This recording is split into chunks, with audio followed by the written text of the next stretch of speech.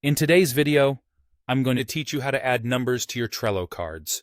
Whether you're working on a collaborative project or just want to streamline your personal tasks, adding numbers to your Trello cards is a surprisingly simple process that can help you maintain better organization and efficiency. So, let's dive right in and get started. First things first, you'll need to open your web browser and navigate to Trello's website. If you haven't already logged into your account, now is the time to do so. There are a few different login options that Trello offers, such as using a Trello account, a Google account, or even a Microsoft account. Pick whichever method suits you best and log in securely. Once you're logged in, head over to the specific Trello board where you want to add numbers to the cards.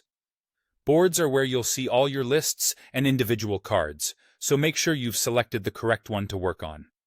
Next, direct your attention to the top of the page, where you'll spot the Power-Ups menu. Power-Ups are essentially Trello's way of adding extra features and functionalities to your boards, kind of like plugins for added convenience. When you're in the Power-Ups menu, you'll need to find and open the Power-Ups section. In this area, you have access to a variety of enhancements, but for today, we're focusing on enabling the card numbers option provided by Re-Enhanced Power-Up. Scroll through or use the search bar to locate this specific power-up. Once you've found it, simply enable it by clicking the corresponding button. It's designed to be user-friendly, so this step should be pretty intuitive.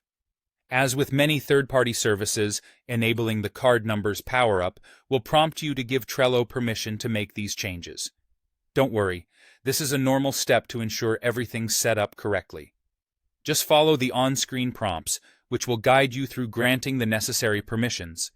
It's crucial to carefully follow these steps to ensure that the power-up functions without any hitches. Once permissions are sorted, you're almost at the finish line. Simply refresh your Trello page. You can do this by clicking the refresh button on your browser or pressing the F5 key. After refreshing, you should be able to see numbered identifiers on your Trello cards. And there you have it. By following these instructions, you've successfully added numbers to your Trello cards. This feature can be especially helpful for prioritizing tasks, referencing card details quickly, or just keeping things tidier on your board. Thank you for watching, happy organizing, and be sure to check back for more tips to enhance your productivity.